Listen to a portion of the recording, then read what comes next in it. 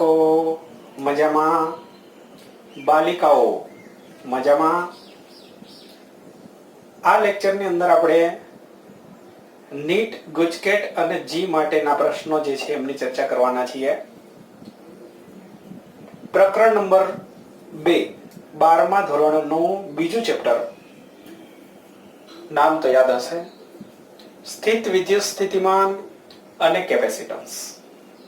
આ પ્રકરણની અંદર ગુજકેટની અંદર આટલા વર્ષોની અંદર જે બધા પ્રશ્નો પૂછાઈ ગયેલા છે અને સાથે સાથે નીટની અંદર જે પ્રશ્નો પૂછાઈ ગયેલા છે અને સાથે સાથે જીની અંદર પણ અમુક પ્રશ્નો જે કામ લાગે એ બધી માહિતી આપણે આ વિડિયોની અંદર લેવાના છીએ। તો એમાંથી મેં ભાગ પાડ્યો છે। આ વિડિયોની અંદર આપણે ચેપ્ટર 2 જે છે આખું કવર ના કરી શકાય, એટલે એની અંદર એક ભાગ પહેલો જે છે એમની અંદર પણ પાછા બે મુખ્ય ભાગ પાડ્યા છે। એમાં પહેલા ભાગની અંદર આપણે લેવાના છીએ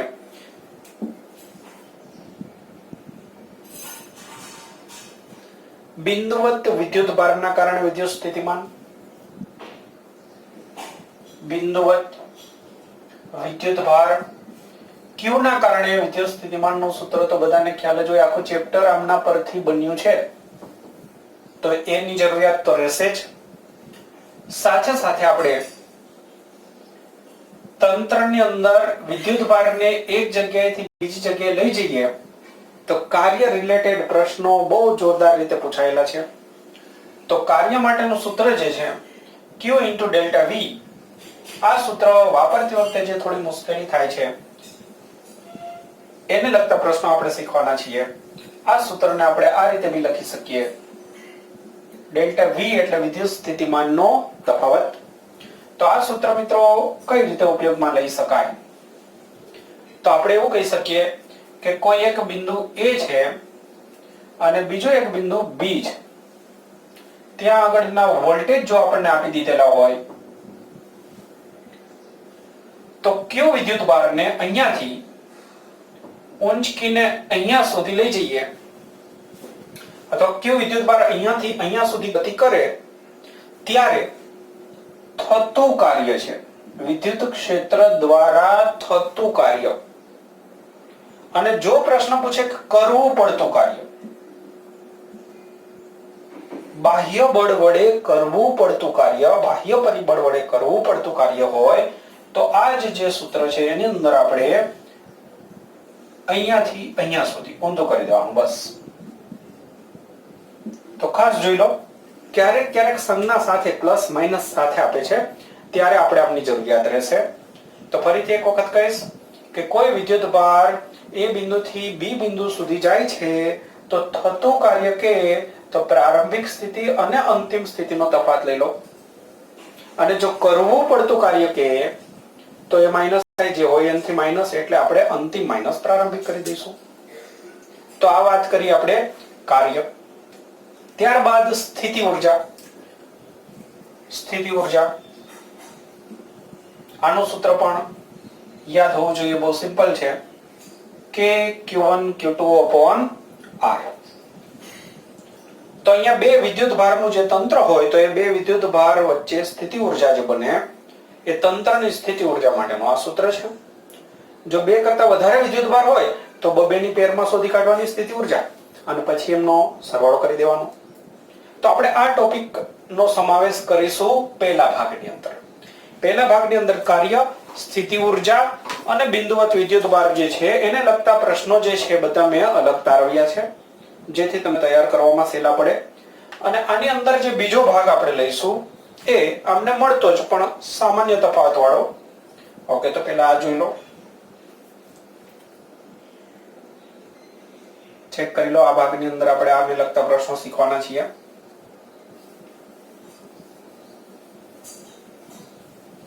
ત્યારબાદ આમાં જ બીજો ભાગ જેની અંદર મેં લીધા છે પ્રશ્નો કવચના કારણે, વાહક ગોળાના કારણે અને ડાયપોલના કારણે। કવચ ગોળો હોય અને ડાયપોલ। કવચ માટે સમજી લો, કવચ હોય કે વાહક ગોળો કે તો સમજો વાહક ગોળો હોય તો એમાં વિદ્યુત ભાર વહી અને સપાટી પર આવી જશે, એટલે બંને એક જેવું જ થયું. તો કવચ માટે જ્યારે વિદ્યુત સ્થિતિમાનની વાત કરે, માની લો કે R ત્રિજ્યાનું કવચ છે, કવચની ત્રિજ્યા કેપિટલ R. તમને અંદરના વિસ્તારમાં પૂછે, R લેસ ધેન R માટે પૂછે, તો અંદર વોલ્ટેજ હોય કે નહીં, વિદ્યુત સ્થિતિમાન હોય કે નહીં.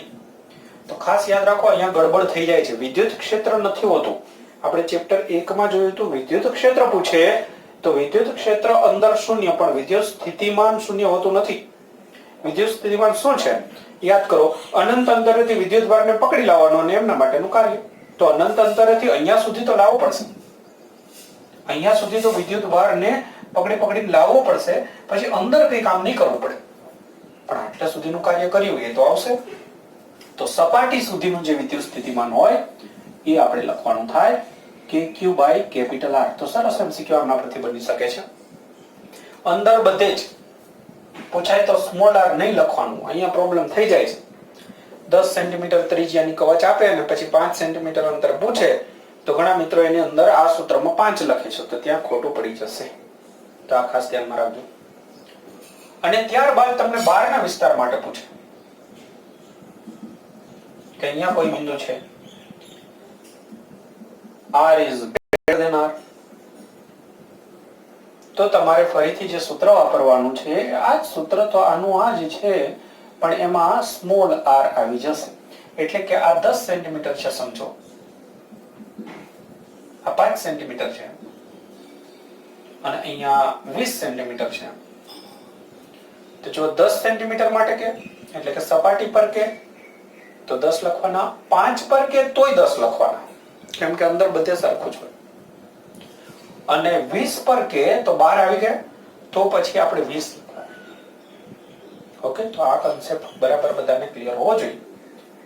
સાથે સાથે આપણે આ ભાગની અંદર ડાયપોલ વાળું કવર કરવાના છીએ. તો ડાયપોલ માટેના પ્રશ્નો કોઈ હોય તો એમના માટે વિદ્યુત સ્થિતિમાન ડાયપોલ માટેનું સૂત્ર યાદ રાખી દેવાનું છે, Kp cos θ upon r square. Kp cos θ upon r square.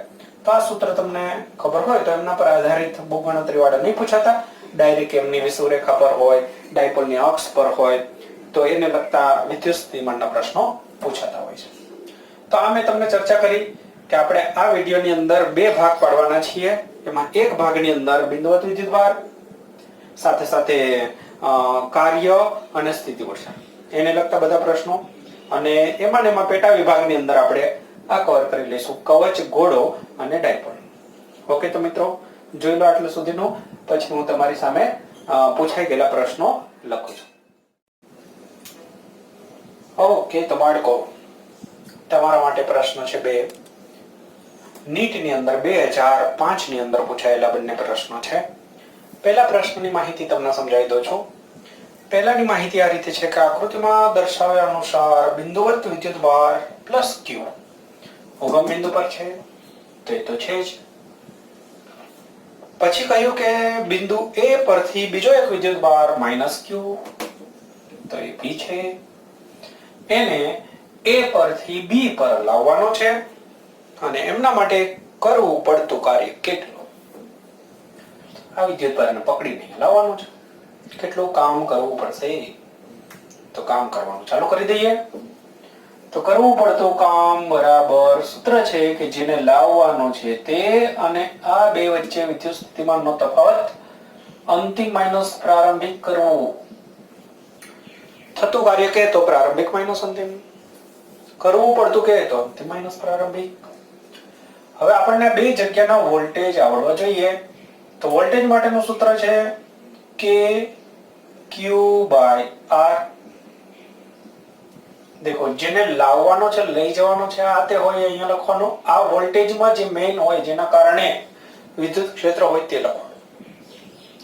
હવે આમના કારણે અહીંયા, તો અહીંયા જુઓ, અહીંયા કિંમત જે આપી છે યામાં ક્યાં છે, એના પરથી આ અંતર થશે A, અને અહીંયાનો અંતર પણ થશે A. આટલી તો ખબર પડે ને યામ પદ્ધતિમાં. તો અંતર અહીંયા આવશે a, તો બંને માટે થશે મિત્રો kq/a. કોના માટે? a માટે બી એવું થશે અને b માટે બી એવું થશે. તો બે જગ્યાએ વોલ્ટેજ સરખા છે, તો પછી કંઈ કામ કરવું ના પડે.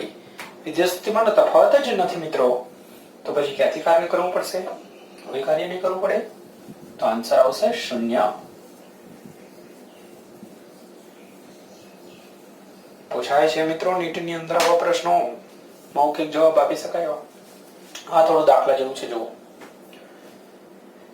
આની માહિતી છે કે આ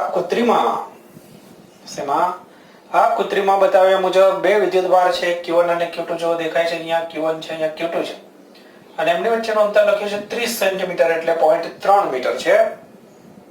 અને ત્રીજો વિદ્યુતભાર Q3 છે એ C બિંદુ પર છે અને એને 40 સેન્ટીમીટરની ચાપ પર C થી D સુધી લાવવાનો છે. તો સ્થિતિ ઊર્જાનો ફેરફાર લખવાનું એક રહી ગયું છે. સ્થિતિ ઊર્જા લખી છે પણ ખરેખર સ્થિતિ ઊર્જાનો ફેરફાર છે, ભૂલ છે થોડી. તો સ્થિતિ ઊર્જાનો ફેરફાર જો આપણને આ સૂત્ર પ્રમાણે મળતો હોય તો અહીંયા આપેલ એક અચળાંક k શોધો. આવી રકમ છે. તો જો અહીંયા જે અચળાંક છે ખાસ એક તો જે જોઈ લો, અહીંયા 1/4πε0 છે એ પોતે k આપણે લખતા હોઈએ છીએ. તો આ જે અચળાંક છે એ મિક્સ ના થાય એટલે આપણે આમને k ડેશ કીધી, એટલે આપણે k ડેશ શોધીશું.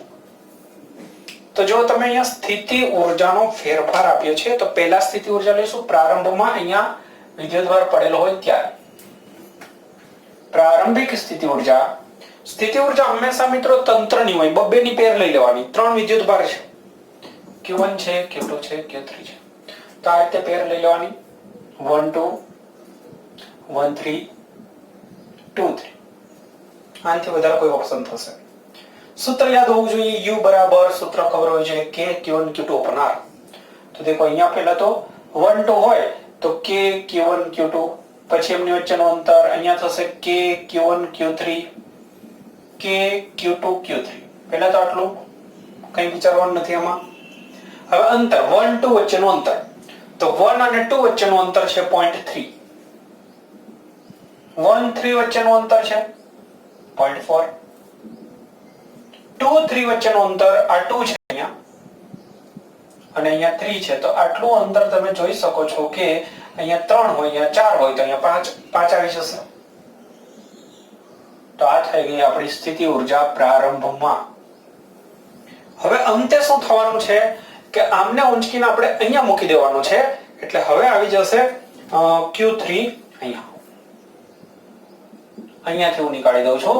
તો હવે સ્થિતિ ઊર્જા બસ તમે લખો, વિચારો શું ફરક પડ્યો. તો આ 3 અહીંયા આવી ગયો એટલે 3 વાળું જે સૂત્ર હશે એમાં ફરક પડશે. તો છેલ્લી સ્થિતિની અંદર ફરીથી 1 2, તો 1 2 માં કોઈ ફરક નથી. જુઓ આનું આ સૂત્ર. ચલો ત્યારબાદ 1 3, તો 1 3 પેલા અહીંયા હતું, એમાં અંતર હતું 0.4. હવે આ 3 અહીંયા આવી ગયો તો બી આ ચાપ પર જ આવ્યો છે એટલે અંતર 0.4 જ છે, તો એમાં બી કોઈ ફરક નહીં પડે, અંતર એનું એ જ રહેશે. પણ 2 અને 3 વચ્ચેનું અંતર બદલાશે. જુઓ પહેલા 2 અને 3 વચ્ચેનું અંતર આટલું હતું, હવે 2 અને 3 અહીંયા છે બાજુમાં, એમની વચ્ચેનું અંતર જુઓ તો 0.4 - 0.3 એટલે 0.1 થઈ જશે. બસ તો મિત્રો દાખલો પૂરો થયો, સમજવાની દ્રષ્ટિએ પૂરો થયો. હું તફાત લઈ લઈશ અહીંયા. Delta U is equal to U2 minus U1 કરી દો. ઓકે, હવે ડેલ્ટા U ની જગ્યાએ આપણી પાસે છે આ કિંમત આપી છે Q3 4πε0 અને K ડેશ. તો U2 ની જગ્યાએ આપણે લખીએ તફાત લઈ લઉં ડાયરેક્ટ. આ બંનેનો તફાત તો આમાંથી હું બાદ કરીશ એટલે આટલું કેન્સલ થઈ જશે, આ કેન્સલ થઈ જશે, આમાંથી આ બાદ કરીશ. તો આમાંથી જ્યારે હું આ બાદ કરું તો કોમન નીકાળી દઉં. કેટલું કોમન નીકળશે? તો K Q2 અને Q3 કોમન નીકળશે. તો અહીંયા રહેશે 1/0.1 અને અહીંયા રહેશે અહીંયા 1/0.5. બોલો ખ્યાલ આવી જાય છે? હવે જે કેન્સલ થતો એ કેન્સલ કરી દો, સાદુરૂપ પૂરું કરવાનું છે. તો Q3 દેખાય છે, કેન્સલ. અહીંયા 1/4 પાઈ એપ્સિલોન 0 એટલે કે કહી દો, એ કે સાથે કેન્સલ. તો અહીંયા આપણે જે જોઈએ છે કે ડેશ રહેશે. અહીંયા રહેશે q2 0.5 minus 0.1 એટલે 0.4 0.1 0.5. બસ થોડું સાદરૂપ આપીએ તો અહીંયા 2 પોઈન્ટ ખસેડો, અહીંયા બી 2 પોઈન્ટ ખસેડી દો એટલે અહીંયા થઈ જશે 40 1 અને 2. અહીંયા રહેશે 5 તો 8 5 40 એટલે થઈ જશે 8q2. તો આપણને આન્સર મળશે સી. તો જોઈ લો, સારો એવો દાખલો, ઘણી બધી માહિતી આની અંદર છુપાયેલી છે. તો લખી દેજો મિત્રો.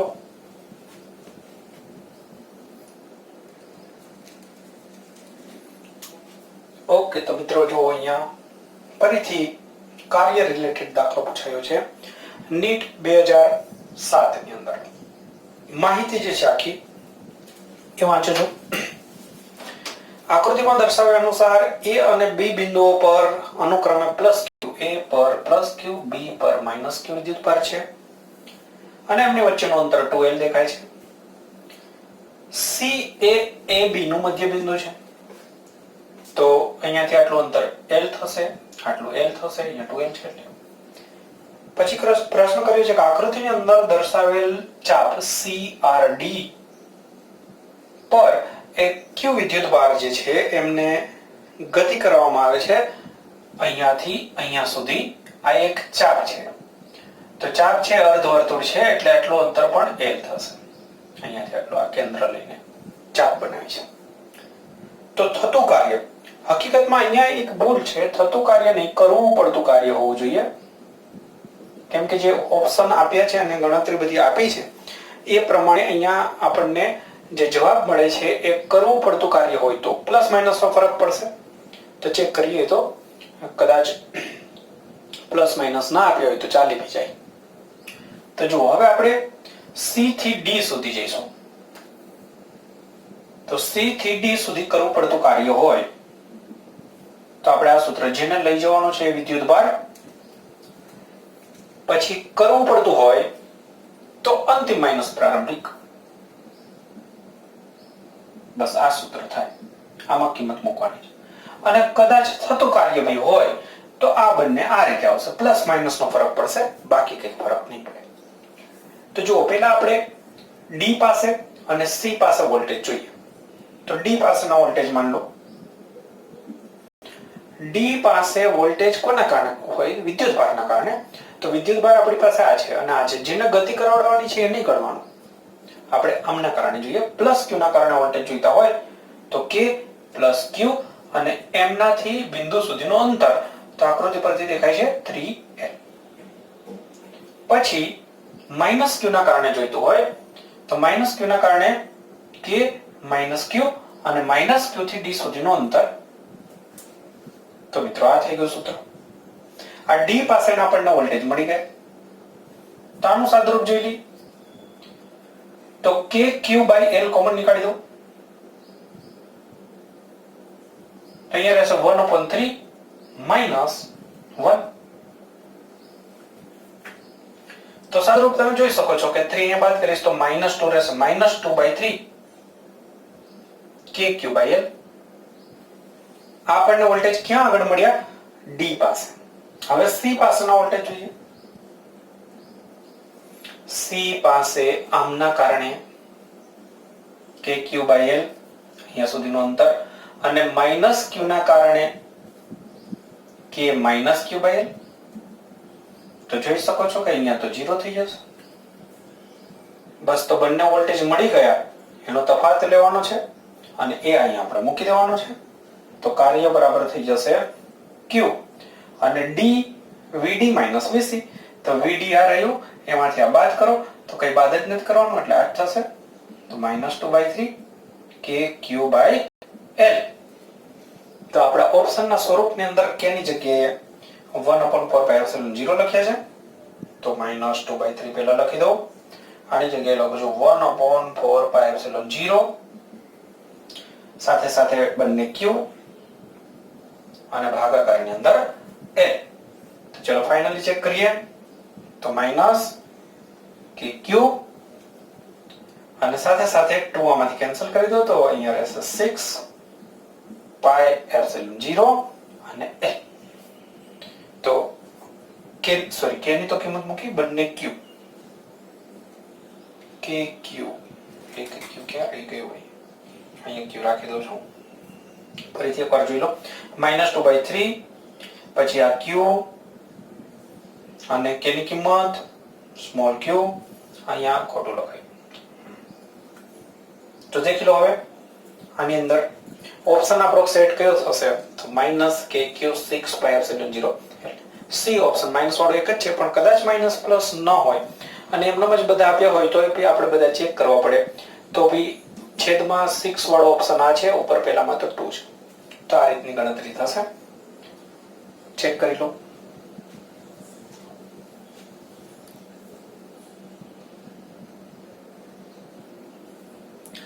હા તો મિત્રો જો અહીંયા પાછો તમારી સામે પ્રશ્ન છે નીટ 2002 ની અંદર પૂછાયેલો, જેની સંપૂર્ણ માહિતી આ પ્રમાણે છે કે એક L બાજુ વાળો ઘન છે અને એના દરેક શિરોબિંદુ પર સ્મોલ q વિદ્યુતભાર છે.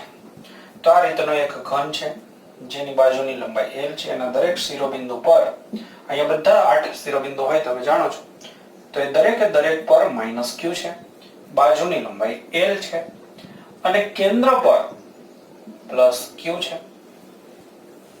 તો કહ્યું કે તંત્રની સ્થિતિ ઊર્જા શોધો. અહીંયા થોડો પ્રોબ્લેમ છે,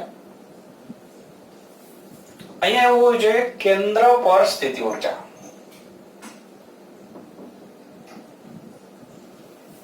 કેન્દ્ર માટે જ ખાલી ગણતરી, નહીતર શું થાય એ બી તમને સમજાવી દઈશ. તો જુઓ, સ્થિતિ ઊર્જાનું સૂત્ર છે આપણી પાસે Q1 Q2 upon R. તો પહેલા હું તમને આમના માટે કહું કે સ્થિતિ ઊર્જા, તો શું સૂત્ર થશે, તો થશે K + Q - Q upon R.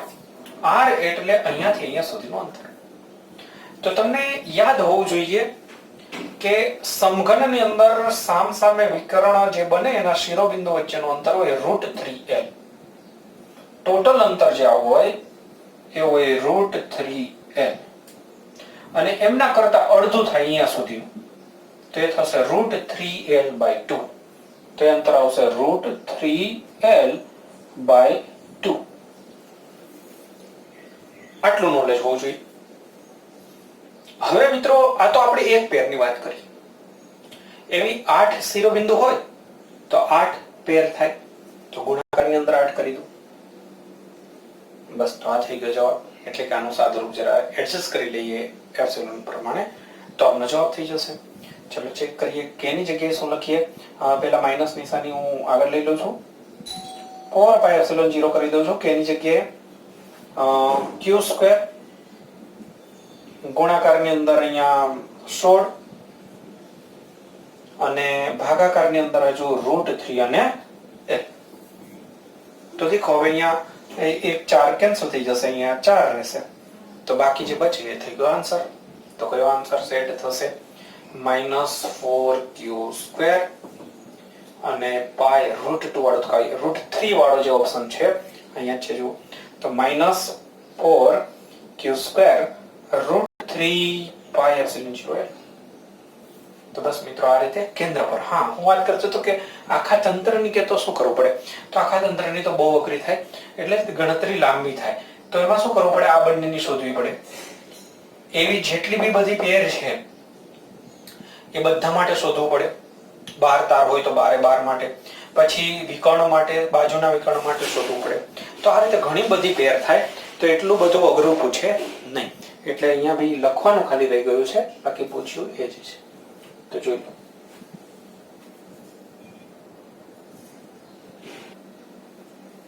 જો મિત્રો તમારી સામે આકૃતિ છે, માહિતી જે છે એ હું વાંચું છું. માહિતીમાં લખ્યું છે કે +q વિદ્યુતભારો, અહીંયા +q વિદ્યુતભાર છે, બીજો એક +q વિદ્યુતભાર છે, ત્રીજો બી +q વિદ્યુતભાર છે. એમને સમદ્વિબાજુ ત્રિકોણ ABC ના શિરોબિંદુ પર મૂકેલ છે. સમદ્વિબાજુ છે એ બી માહિતી આપી છે અંદર કે BC અને AC એમની લંબાઈ 2a છે. ત્રીજી બાજુ વિશે કહ્યું નથી. ડી અને ઈ અનુક્રમે બીસી અને એસી ના મધ્યબિંદુ છે.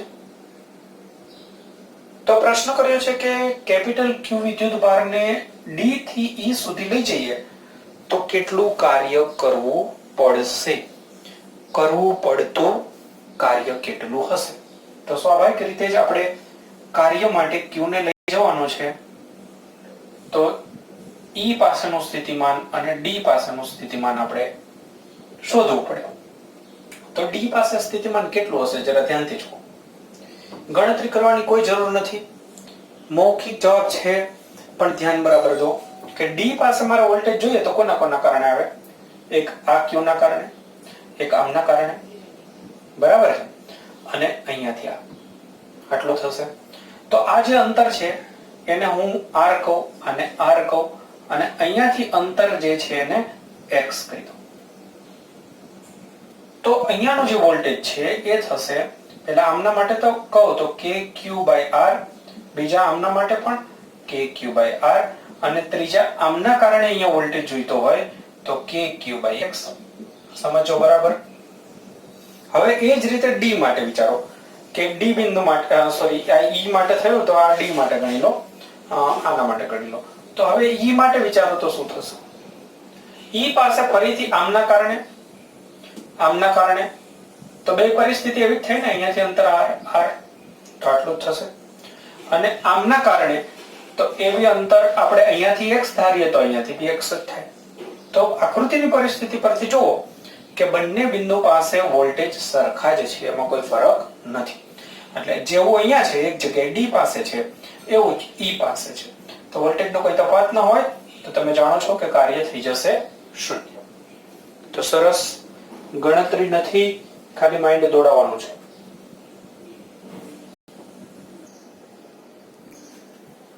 તો મિત્રો 2012 ની અંદર પૂછાયેલો પ્રશ્ન કે એક ચોરસના 4 શિરોબિંદુ પર આ રીતે વિદ્યુતભાર છે, ચોરસ. પછી કહ્યું કે એમના કેન્દ્ર પાસે વિદ્યુત સ્થિતિમાન શૂન્ય હોય તો કેપિટલ ક્યુ અને સ્મોલ ક્યુ વચ્ચેનો સંબંધ મેળવો. અને 4 સંબંધ આપ્યા છે, પણ આપણે કહેવાનું કે 4 સંબંધ રખાય નહીં, આટલા બધા સંબંધ સારા નહીં. એટલે કોઈ એક સંબંધ આની અંદરથી તમારે કહેવાનું છે કે આ સારું રહેશે.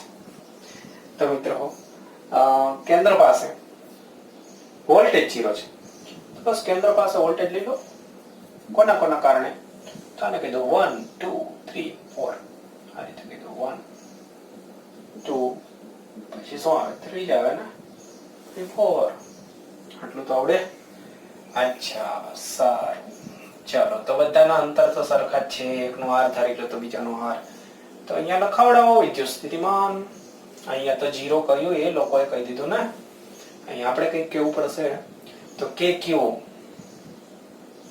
ક્યુ બાય આર. ચલો, આમના કારણે જોઈતો હોય તો શું થાય, કે ક્યુ બાય આર. એક જ સૂત્ર છે ભાઈ, કે ક્યુ બાય આર. ભાઈ ફેરફાર તો થાય ને ભાઈ, થોડા થોડા.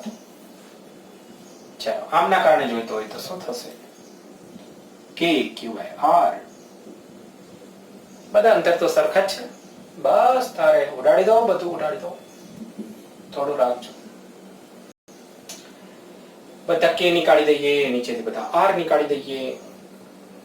તો કેટલું રહેશે અહીંયા, માઇનસ ક્યુ, એ રહેશે માઇનસ ક્યુ, 2q 2q. તો શું થશે, કશું નહીં થાય. માઇનસ ક્યુ આમાં ભળી જશે, આ પણ આમાં ભળી જશે, અને પછી કહેશે કે કેપિટલ ક્યુ થઈ જશે માઇનસ સ્મોલ ક્યુ. બસ તો મિત્રો જવાબ થઈ ગયો. કયો થયો? એ થયો. લખો તારે, લખો.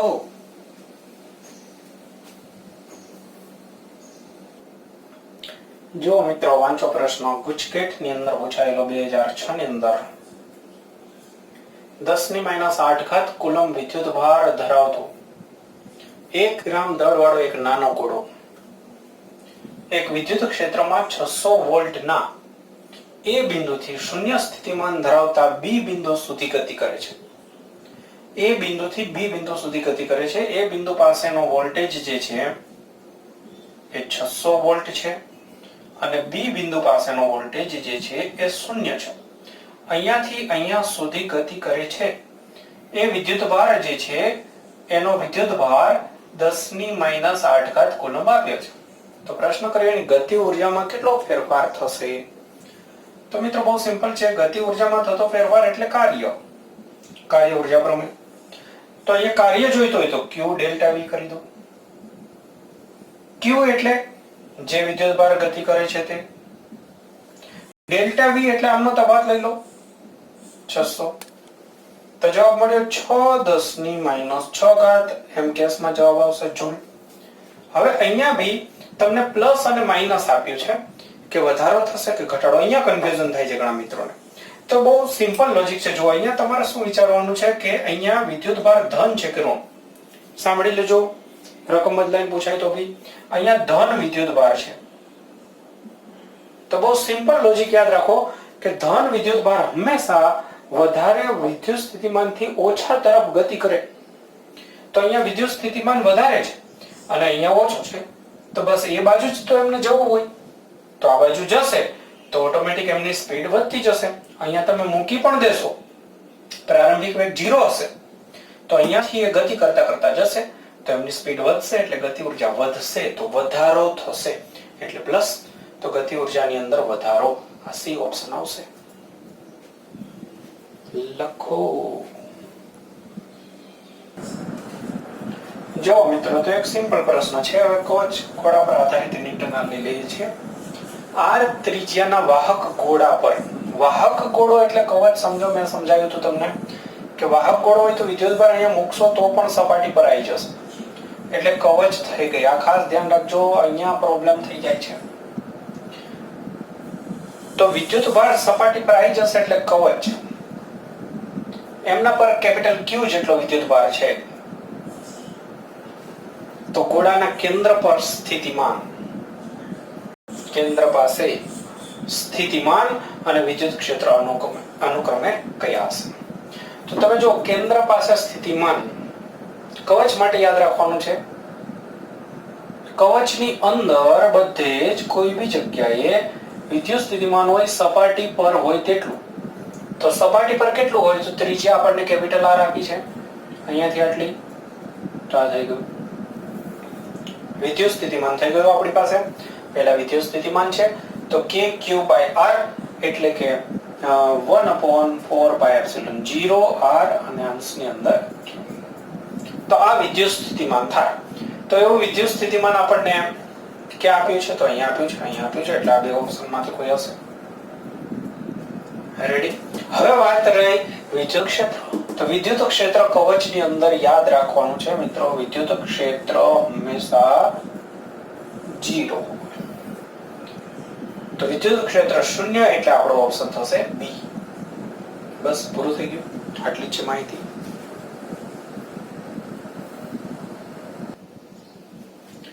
ઓકે, તો મિત્રો જો કવચને રિલેટેડ જોરદાર દાખલો છે. કવચ માટેનો જે દાખલો છે એમની માહિતી તમારી સામે મેં આકૃતિ પહેલા તો ડ્રો કરી છે, જુઓ. તો અહીંયા આપણને માહિતીની અંદર આ રીતે આપ્યું છે કે ત્રણ કવચ સમકેન્દ્રીય છે અને એની ત્રિજ્યા છે A, B અને C. અને માહિતીમાં કહ્યું છે કે આ ઓછી છે, આનાથી વધારે. પછી બધાની પૃષ્ઠ ઘનતા મેં અહીંયા ડ્રો કરી દીધી છે. અને ત્યારબાદ કહ્યું છે કે ત્રણેના વોલ્ટેજ A, B અને C છે. સાથે સાથે એક આપણને રિલેશન આપ્યું છે કે C બરાબર A પ્લસ B. C બરાબર છે A પ્લસ B.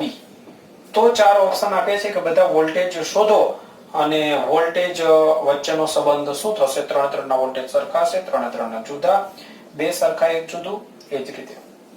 તો અહીંયા આપણે શું કરવાનું છે? ઘણી બધી ગણતરી છે. પહેલા આપણે A પાસેના વોલ્ટેજ શોધીશું, પછી B પાસેના, પછી C પાસેના. તો કવચ માટેનું સૂત્ર આવડવું જોઈએ. કવચ માટે સૂત્ર છે KQ/R. તો Q ની જરૂર પડશે, બધા જ કવચ પર વિદ્યુતભારની જરૂર પડશે. તો જુઓ, પહેલી કવચ જે છે એમના પરના વિદ્યુતભારને હું QA કહી દઉં તો સૂત્ર સિગ્મા ઇન્ટુ ક્ષેત્રફળ, આ સૂત્ર. તો પહેલી કવચ પર વિદ્યુતભારની પૃષ્ઠ ઘનતા સિગ્મા છે અને આ કવચનું ક્ષેત્રફળ લેવાનું 4 પાઈ ત્રિજ્યાનો વર્ગ. તો આ મેં તમને એક માટે શીખવાડ્યું. બસ એ જ રીતે બીજા માટે ને ત્રીજા માટે વિચારો. તો બીજા માટે આ બી કવચ માટે શું થશે? QB બરાબર થશે, એમાં માઈનસ છે એટલે માઈનસ સિગ્મા 4 પાઈ અને એની ત્રિજ્યા, અને QC બરાબર થશે ફરીથી પ્લસ સિગ્મા 4 પાઈ અને એની ત્રિજ્યા. તો ત્રણે ત્રણ પરના વિદ્યુતભાર મળી ગયા. એક સ્ટેપ આપણને ખબર પડી. હવે આપણે એ પાસે વોલ્ટેજ શોધીશું. તો બહુ અગત્યનું છે, બરાબર ધ્યાન દેજો તો જ ખબર પડશે. એ પાસેનો વોલ્ટેજ કોના કોના કારણે હોય?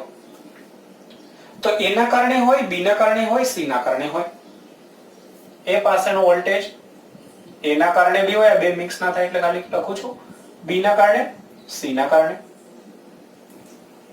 તો હવે તમને આ ખબર હોવી જોઈએ કે એની કવચની સપાટી પર એના કારણે સૂત્ર થાય કે QA અને એમની ત્રિજ્યા. હવે ધ્યાન દેજો બરાબર. બી ના કારણે, આ બી કવચના કારણે એ પાસે જોઈતું હોય તો આપણે બી ના કારણે જોઈતું હોય એટલે કઈ વિચાર્યા વગર આટલું તો લખી દેવાનું. બી ના કારણે જોઈએ એટલે બી નો વિદ્યુતભાર આવે. હવે કવચની અંદર એ પાસે જોઈએ છે તો કવચના કારણે કવચની અંદર બધે સરખું જ હોય અને કવચની સપાટી પર હોય એટલું જ હોય. જો ફરીથી એક વખત કહીશ, ધ્યાન દેજો. બી ના કારણે આપણે વિચારતા હોય બી કવચના કારણે, ત્યારે એ કવચ અને સી કવચ ભૂલી જાઓ. આપણી પાસે ફક્ત બી કવચ જ છે. તો આ બી કવચના કારણે ત્રિજ્યા બી, આ કવચના કારણે અહીંયા તમને કોઈ બી જગ્યાએ પૂછે, આટલામાંથી ગમે તે જગ્યાએ પૂછે તો સપાટી માટેનો જે વોલ્ટેજ હોય એ જ અંદર બધે હોય. તો સપાટી પરનો લખવાનો. તો સપાટી પર જોઈતો હોય તો KQ બાય ત્રિજ્યા થઈ ગયો. તો એ જ રીતે સી ના કારણે અંદર ગમે ત્યાં પૂછે તો સી પરનો જ વોલ્ટેજ આવે તો સી ના કારણે થશે KQC બાય સી ની સપાટી પર. તો આ વસ્તુ ખબર પડવી જોઈએ મિત્રો, તો જ તમને ખ્યાલ આવે શું લોજિક છે. કવચના કારણે કવચની અંદર બધે જ વોલ્ટેજ સરખો જ હોય અને ક્યાંય બી પૂછે, એ પાસે પૂછે, એ પાસે પૂછે કે ગમે ત્યાં પૂછે. તો આ થઈ ગયું સૂત્ર. હવે એમની અંદર Q ની કિંમત મૂકી દેવાની. તો QA બરાબર આ લખી દેવાના છે કે પછી QA ના સ્થાને લખવાનું છે સિગ્મા 4 પાઈ a સ્ક્વેર ભાગાકારની અંદર a. પછી એ જ રીતે અહીંયા QB ની કિંમત લખીશું કે QB ની અંદર માઈનસ આવશે એટલે માઈનસ કરી દઉં છું, સિગ્મા 4 પાઈ b સ્ક્વેર અપોન b. અને એ જ રીતે QC ના કારણે k સિગ્મા 4 પાઈ c સ્ક્વેર અપોન c. તો આમાંથી તમે જોશો તો a કેન્સલ થઈ જશે, b કેન્સલ થશે, c કેન્સલ થશે. કોમન શું નીકળશે? તો k સિગ્મા 4 પાઈ અમારે છે a b અને c. આ રીતની પરિસ્થિતિ રહેશે. જોઈ લો મિત્રો. અને k ની કિંમત આપણે મૂકી દઈએ તો 1/4 પાઈ એપ્સિલોન 0 સિગ્મા અને 4 પાઈ a minus b plus c. તો 4 પાઈ b કેન્સલ થઈ જશે તો સિગ્મા અપોન એપ્સિલોન 0 અને a minus b plus c. તો આ આપણને એ પાસેના વોલ્ટેજ મળ્યો. તો મિત્રો આટલા સુધીનો પહેલા નોંધ કરી દો. દાખલો લાંબો છે એટલે આવશે નહીં બોર્ડની અંદર.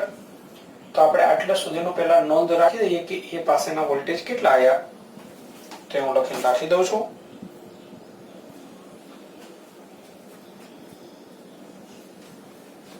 જોઈ લેજો તમે.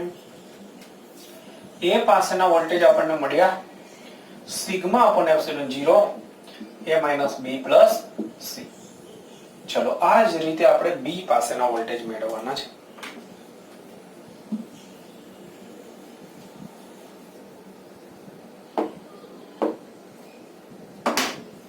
જો b પાસેના વોલ્ટેજ કોના કોના કારણે? એના કારણે, b ના કારણે, c ના કારણે.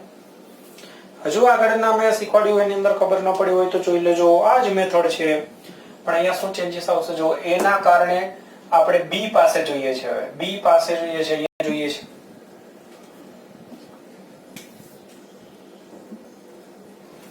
a ના કારણે જોઈતો હોય અહીંયા, તો જો પેલા જેના કારણે જોઈને તો લખી જ નાખવાનું, આમાં કઈ વિચારવાનું જ નથી.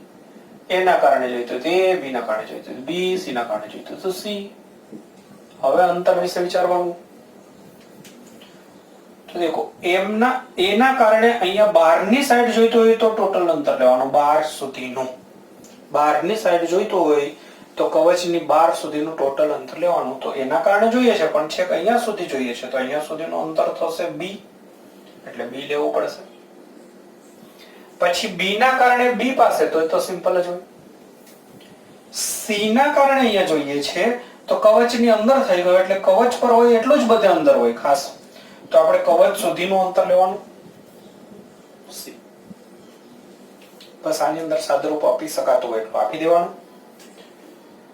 તો દેખો ફરીથી કે qa ની જગ્યાએ સિગ્મા 4 પાઈ a² અપોન b, અહીંયા થશે માઈનસ આવી જશે, સિગ્મા 4 પાઈ b² અપોન b, અને અહીંયા સિગ્મા 4 પાઈ c² અપોન c. તો બધી કિંમતો મૂકી છે, મેં બીજું કંઈ કર્યું. સાદરૂપ આપી શકાતું એટલું આપી દઈએ.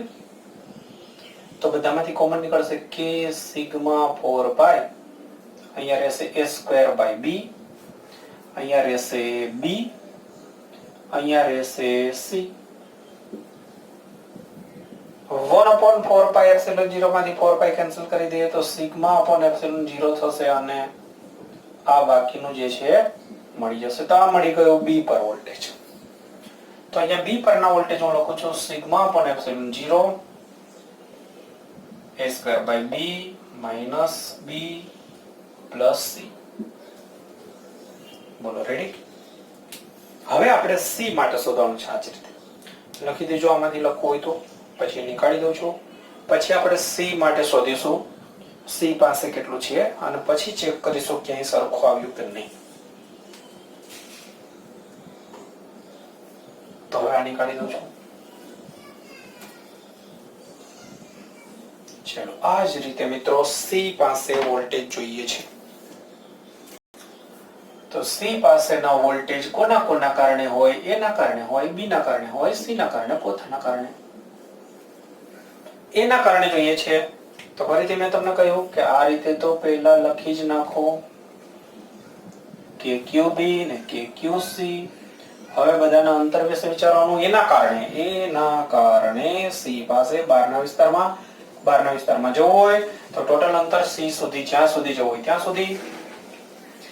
b ના કારણે c પાસે કે બહાર જવાનું છે તો જ્યાં સુધી જવું છે ત્યાં સુધી. અને c ના કારણે c પાસે તો એમાં તો c જ આવશે. બસ હવે કિંમતો મૂકીશું. તો qa ની જગ્યાએ શું લખીશું? સિગ્મા 4 પાઈ a² અપોન c, અને આની અંદર હવે અહીંયા માઈનસ આવી જશે તો માઈનસ આગળ લખી દઉં છું. સિગ્મા 4 પાઈ b² અપોન c, અહીંયા પ્લસ આવશે સિગ્મા 4 પાઈ c² અપોન c. ચલો સાદરૂપ થાય એટલું આપી દઈએ. અહીંયા જો કે કોમન નીકાળી દઈએ. કે કેટલું કોમન નીકળશે?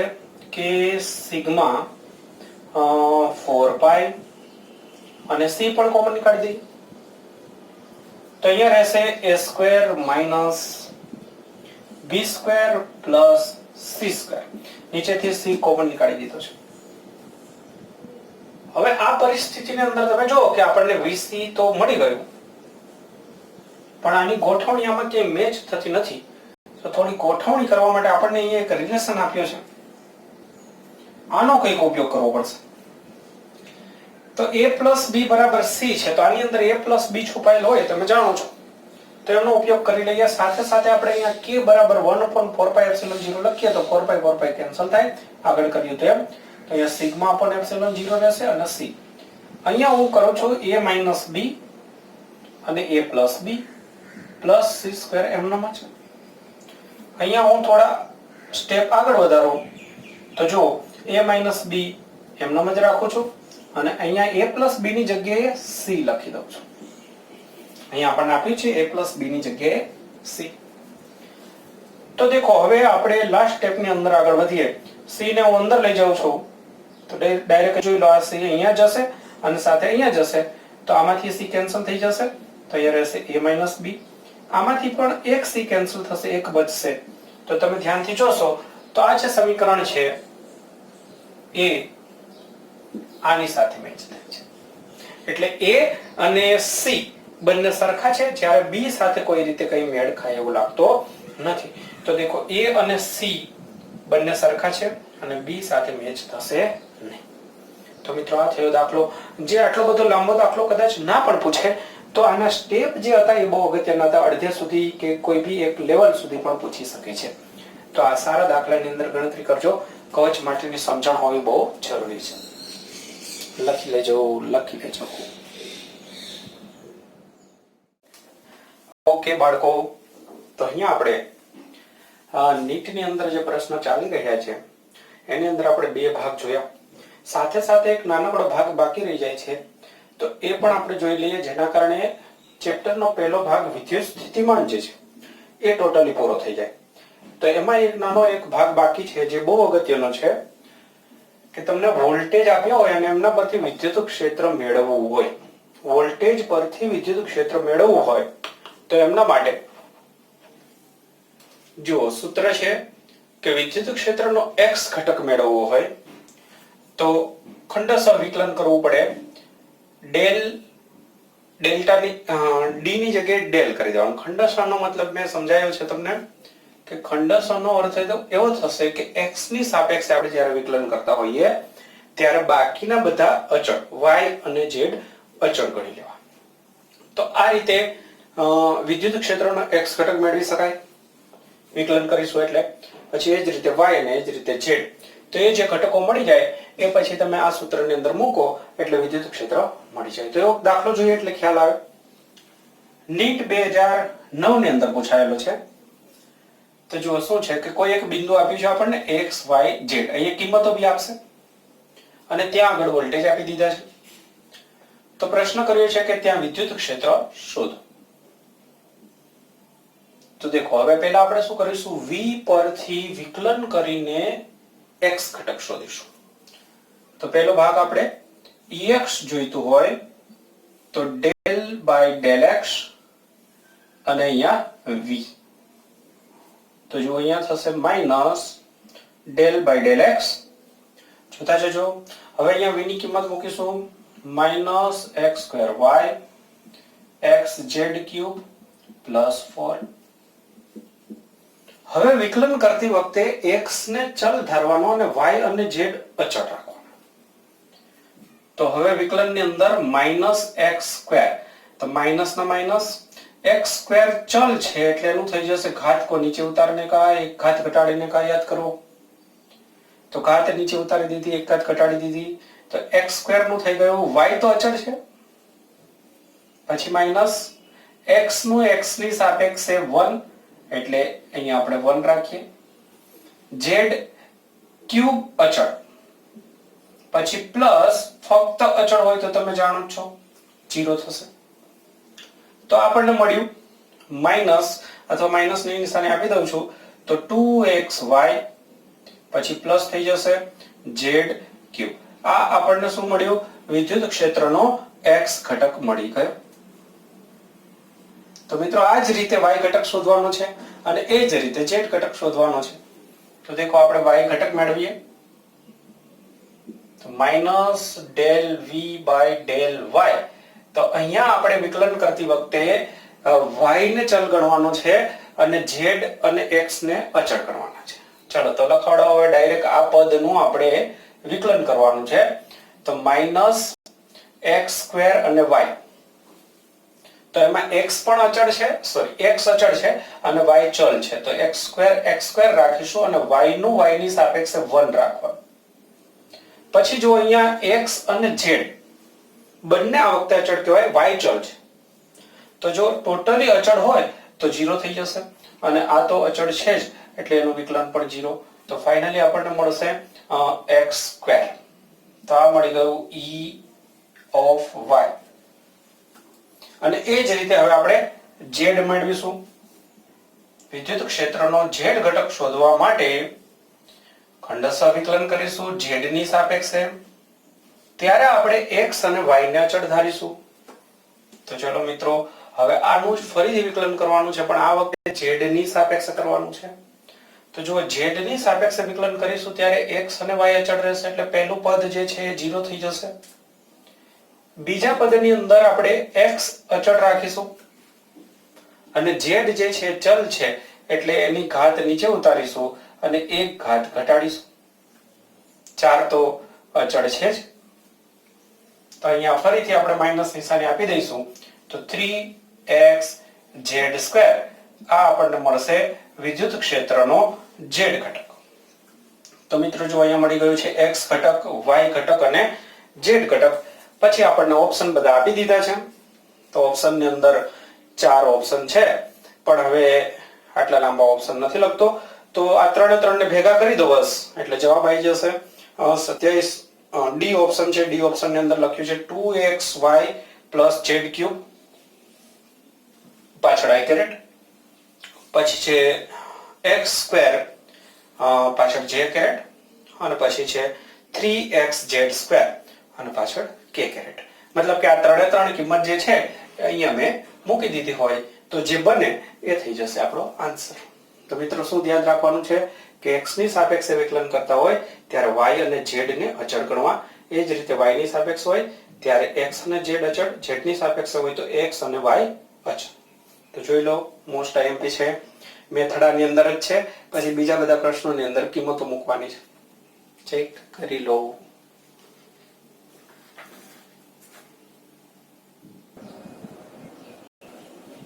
જો બાળકો, તમારી સામે પ્રશ્ન છે 2011 ની અંદર પૂછાયેલો પ્રશ્ન. આગળના પ્રશ્નની જેવી જ મેથડ છે. કોઈ એક બિંદુ પાસે વોલ્ટેજ આપી દીધા છે આપણને, પછી કોઈ એક બિંદુ પાસે વિદ્યુત ક્ષેત્ર પૂછ્યું છે. આ જ મેથડની અંદર આપણે વિદ્યુત ક્ષેત્ર શોધવું હોય તો પહેલા x ઘટક શોધીશું. વિદ્યુત ક્ષેત્રનો x ઘટક આ સૂત્રથી મળશે. આની અંદર આપણે કિંમત મૂકીશું તો -del/x, v ની જગ્યાએ 4x². x ની સાપેક્ષે વિકલન કરવાનું છે, માઈનસ એમનેમ જ 4 અચળ. x² નું થશે 2x, એટલે મળ્યું -8x. વિદ્યુત ક્ષેત્રનો x ઘટક મળી ગયો. હવે વિચારો y ઘટક. તો y ઘટક માટે આપણે y ની સાપેક્ષે વિકલન કરવું પડે, પણ અહીંયા તો x છે એટલે x અચળ કહેવાય, એટલે એનું 0 મળશે. એ જ રીતે z ઘટકની અંદર z ની સાપેક્ષે વિકલન કરવું પડે, ત્યારે x અચળ કહેવાય અને એટલે 0 મળશે. બીજા ઘટકો તો આપ્યા જ નથી. તો આપણને ત્રણે ઘટકો મળી ગયા. હવે E જોઈતું હોય તો E બરાબર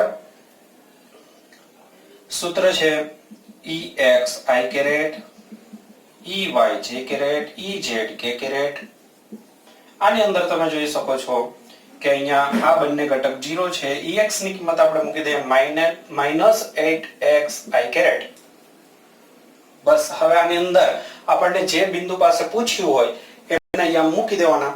તો અત્યારે આપણને આ બિંદુ પાસે પૂછ્યું છે તો એમાં x ની કિંમત મૂકી દઈએ, y અને z તો છે જ નહીં. તો x ની જગ્યાએ આપણે પહેલો જે આયામ હોય એ મૂકી દેવાનું રહેશે. તો -8i કેરેટ. શું મતલબ નીકળ્યો કે વિદ્યુત ક્ષેત્રનું મૂલ્ય 8 થશે અને એમની ડાયરેક્શન થશે -i કેરેટ, એટલે ઋણ x અક્ષની દિશામાં. તો 8 અને ઋણ x અક્ષની દિશામાં, એટલે ડી ઓપ્શન જે છે એની અંદરની કિંમત આપણને સેટ થઈ જશે. તો જોઈ લો, બહુ સરસ એવો એમસીક્યુ પૂછાય છે મિત્રો, આ પ્રકારના એમસીક્યુ.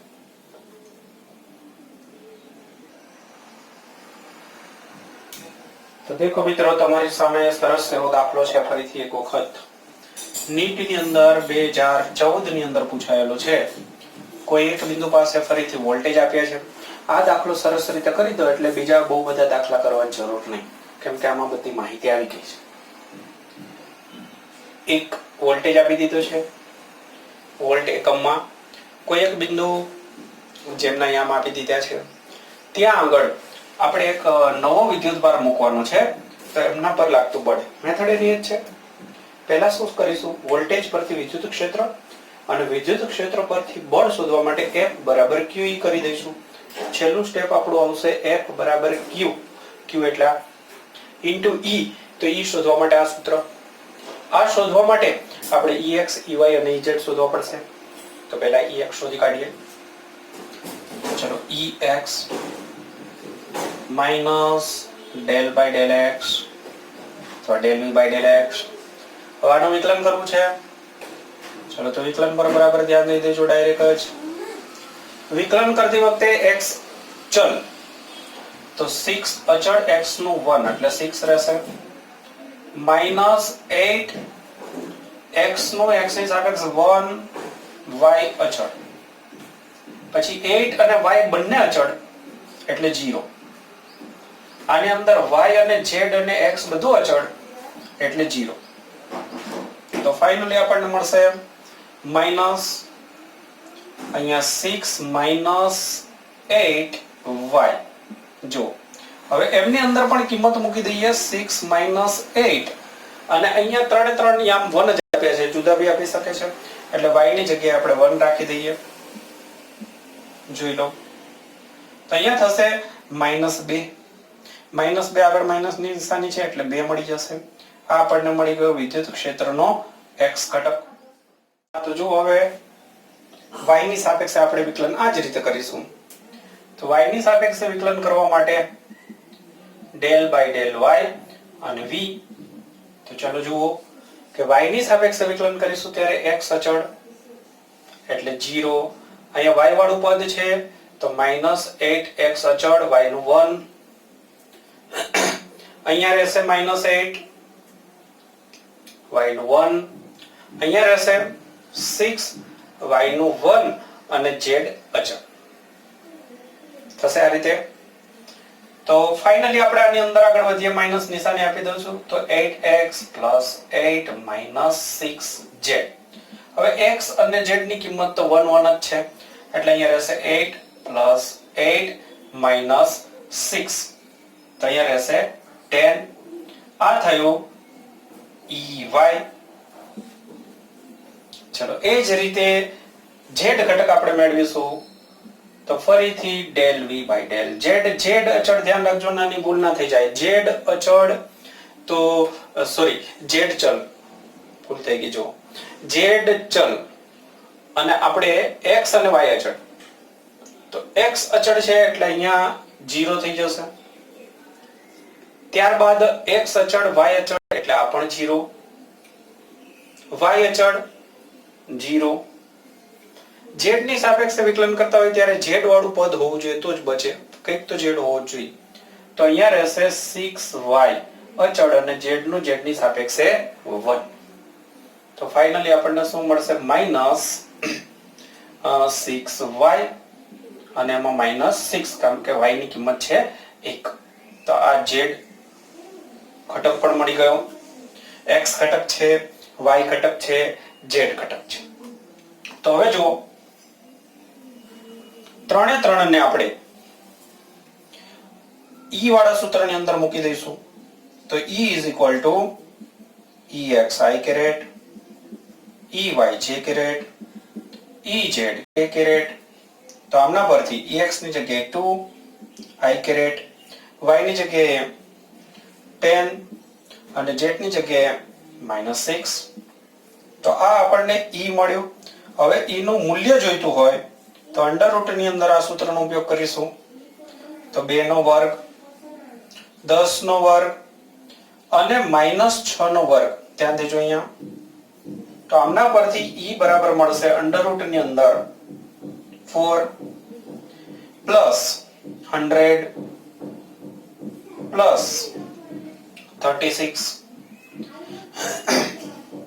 તો દેખો E બરાબર મળશે આપણને 140. મિત્રો ઓપ્શનના પ્રકારમાં તો જોશો તો રૂટ વાળા સ્વરૂપી છે આની અંદર, આનો રૂટ ડાયરેક્ટ નીકળે એમ નથી. તો આપણે આની અંદર 35 છે, 35 70 140 એટલે આવો એક ભાગ આપણે વિચારી શકીએ. બીજો સેટ 5 ના ગુણાંકમાં તો નહીં થાય. તો આ એક ભાગ છે. તો આ પ્રમાણે આપણે E બરાબર લઈ શકીએ છીએ 2√35. હજુ આન્સર નથી મળ્યો કારણ કે વિદ્યુત ક્ષેત્ર મળ્યું છે હજુ આપણને. અને વિદ્યુત ક્ષેત્ર છે હવે બળ શોધવાનું છે. ફાઇનલ સ્ટેપ F બરાબર Q into E. તો દેખો Q ના સ્થાને આપણને કઈ વિદ્યુત ભાર આપ્યો તો 2 કુલમ. તો આ 2 કુલમ મૂકીશું અને વિદ્યુત ક્ષેત્ર લઈશું 2√35. તો ફાઇનલી આન્સર 4√35 ન્યૂટન. દેખાય છે મિત્રો કેમેરામાં? ચલો સ્ટેપ ઓકે. હા તો મિત્રો દેખો તો બહુ સરસ એવો દાખલો આપણે શું કર્યું, પહેલા x ઘટક y ઘટક z ઘટક મેળવ્યો, ત્યારબાદ એ ત્રણે ભેગા કર્યા એટલે આપણને વિદ્યુત ક્ષેત્ર મળી ગયું. વિદ્યુત ક્ષેત્ર મળ્યું પછી છેલ્લે બળ બી પૂછી દીધું છે તો F બરાબર Q કરી દીધું. જોઈ લો, બહુ સરસ રીતે તૈયાર કરી દેજો આ દાખલો.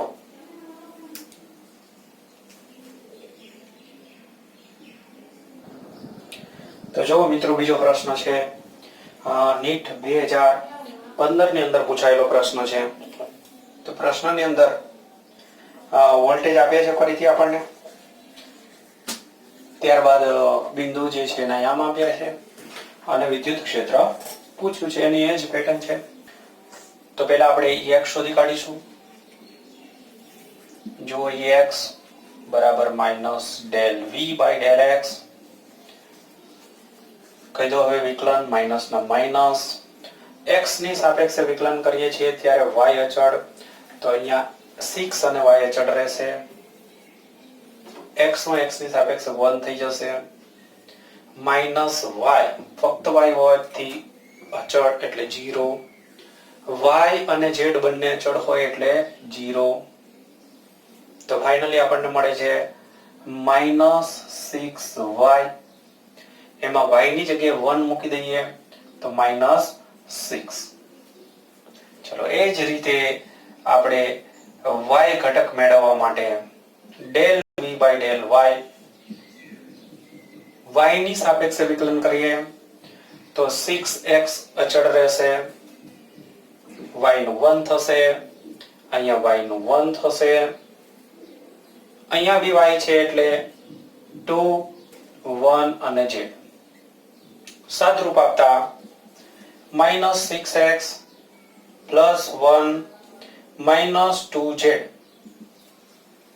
તો દેખો અહીંયા -6 રહેશે, x ની કિંમત 1 છે, પછી +1, z નું મૂલ્ય 0 છે એટલે એ નીકળી જશે તો -5 આપણને મળશે. ઓકે, ચેક કરી લો. ત્યારબાદ આપણે Ez મેળવીએ તો Ez બરાબર -del v by del z. તો એની અંદર ફરીથી આપણે વિકલન કરીશું માઇનસ ના માઇનસ, અને z ની સાપેક્ષે વિકલન કરીએ ત્યારે આ અચળ એટલે 0, માઇનસ આ અચળ 0. z ની સાપેક્ષે ફરીથી વિકલન કરીશું ત્યારે z ચલ ગણીશું અને આ બંને અચળ એટલે અહીંયા 2y રહેશે. z નું 1 કરી દીધું તો બરાબર -2y, તો -2 કારણ કે y ની કિંમત મેં મૂકી 1. તો દેખો આપણી પાસે જે પરિસ્થિતિ છે એની અંદર આ રીતની માહિતી મળે છે. તો કયો ઓપ્શન સેટ થશે? -6 વાળું છે, પછી 5 અને પછી 2. તો જો ફરીથી કે આપણી પાસે જે કિંમતો છે એને હું અહીં એડજસ્ટ કરું છું તો E બરાબર EX I caret, EY J caret, EZ K caret. તો મિત્રો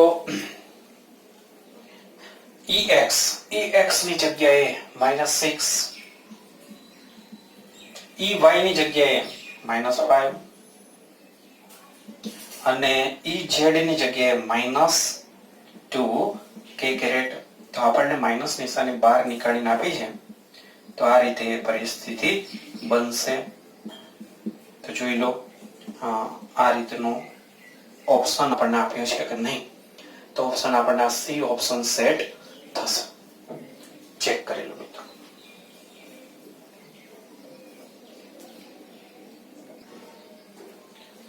ઓકે, તો મિત્રો અહીંયા આ રીતના જે એમસીક્યુ છે એ બધા પૂરા થઈ ગયા છે. એટલે કે વિદ્યુત સ્થિતિમાન રિલેટેડ જે બી બધા પ્રશ્નો છે એ બધા પૂરા થઈ ગયા છે નીટની અંદર જે પૂછાઈ ગયેલા છે તે. ઓકે, તો હવે બીજા ભાગની અંદર આપણે જ્યારે વિડીયો બનાવીશું ત્યારે કેપેસિટન્સ પર આધારિત જે પૂછાયેલા પ્રશ્નો હોય એ બનાવીશું. તો બહુ સરસ તૈયારી કરતા રહેજો. રકમ જોઈ અને પહેલા ટ્રાય કરવાની છે, સીધા જ જવાબ આપણે જોઈ નથી લેવાના. સાથે સાથે જે બી હું તમને એમસીક્યુ મોકલું છું એની અંદર તમે ઘણા વિદ્યાર્થી મિત્રો ડાયરેક્ટ જ બધું જવાબમાં જોઈ અને કેલ્ક્યુલેશન ચાલુ કરી દે છે. એ રીતે નહીં, પ્રયત્ન કરવાનો છે. 10 માંથી ભલે 5 આવડે 2 આવડે, જાતે ટ્રાય કરશો તો જ આવડશે. પછી જરૂર પડે ત્યારે જોવાનું છે. ઓકે, તો મિત્રો જબરજસ્ત તૈયારી કરતા રહો, ભણતા રહીએ.